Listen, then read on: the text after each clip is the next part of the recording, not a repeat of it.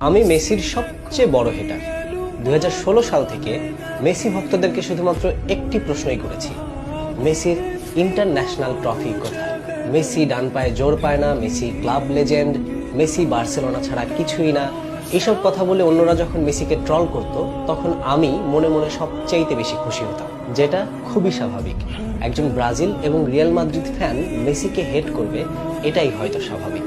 কিন্তু সময়ের সাথে সাথে কেন হেট করছি, কি কারণে হেট করছি, তার কারণ খুঁজতে গিয়ে কিছুই পেলাম না। বারবার জিততে চাওয়ার আকাঙ্ক্ষা, ধৈর্য আর হার না মানার মানসিকতার যে উদাহরণ মেসি নিজের কাছে নিজেই বারবার প্রমাণ করেছেন, তা জানতে পারার পরে মেসিকে হেট করার ইচ্ছাটাই আমার হেরে গেল। 2014 সালে বিশ্বকাপ ফাইনাল হারার পর মেসির নিজের দেশের মানুষই মেসিকে সহ্য করতে পারছিল না। পরপর 2015 এবং 2016 কোপা আমেরিকা হারার পর মেসি নিজেই হয়তো নিজেকে সহ্য করতে পারেন, আর তাই তো অবসর নিয়েছিলেন।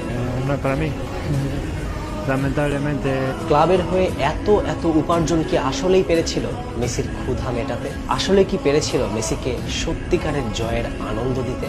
7টি ব্যালন ডিওর, 6টি গোল্ডেন বুট, 5টি প্লে মেকার অ্যাওয়ার্ড, 1টি অলিম্পিক গোল্ড মেডেল, 4টি ইউসিএল ট্রফি, এই এত অ্যাচিভমেন্টের কোনোটাই কি পেরেছিল মেসিকে একটু শান্ত রাখতে? 28 বছরের ট্রফি খরা কাটিয়ে চির প্রতিদ্বন্দ্বী ব্রাজিলের মাঠে ব্রাজিলকেই হারিয়ে জিতলেন Copa America international trophy.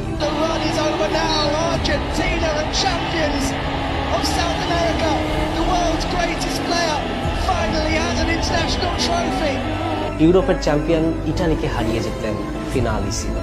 Messi again around Di Lorenzo, on a play for Lautaro Martinez, and Argentina struck first in La Finalissima. সামনে শুধু একটা বাধা অতিক্রম করা বাকি, আর তা হলো কাতার world cup 2022। Lautaro Martinez, Lionel Messi.